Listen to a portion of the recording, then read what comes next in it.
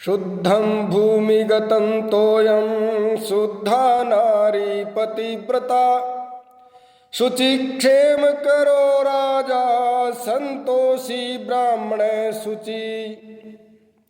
इस श्लोक में चाणक्य कहते हैं शुद्धम भूमिगतं तोयम, भूमि के गर्भ से निकला हुआ जल शुद्ध होता है, पवित्र होता है।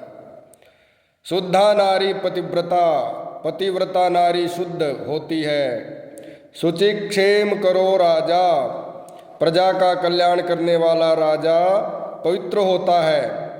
संतोषी ब्राह्मण शुचि, और संतोष करने वाला ब्राह्मण पवित्र होता है।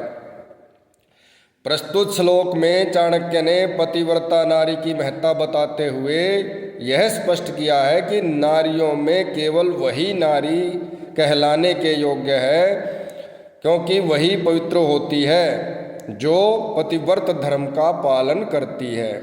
इसी प्रकार राजा वह अच्छा होता है जो प्रजा का कल्याण करे। ब्राह्मण वह अच्छा होता है जो संतोषी हो, और उसी जल को शुद्ध कहा जा सकता है जो भूमि के गर्भ से निकला हो। भूमि के गर्भ से पहले नलके, कुएं होते थे, तो वह जल बड़ा स्वच्छ और गुणकारी और पवित्र होता था। तो शुद्धम भूमिगतं तोयम शुद्धा नारी पतिव्रता शुचिक्षेम करो राजा संतोषी ब्राह्मण शुचि। तो ये लोग पवित्र कहे गए हैं, ये चीज़ें पवित्र हैं। इनकी पवित्रता का ध्यान हमें रखना चाहिए और इनकी पवित्रता को दूषित नहीं करना चाहिए।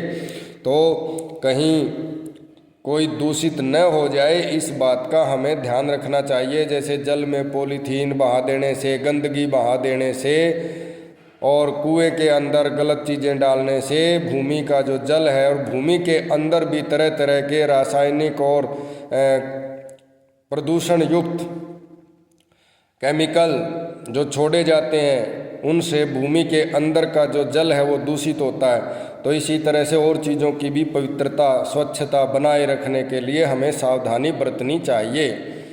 ये इस श्लोक से भाव ग्रहण करना चाहिए। ऐसा चाणक्य के इस कथन का यही तात्पर्य हमें समझ लेना चाहिए। धन्यवाद।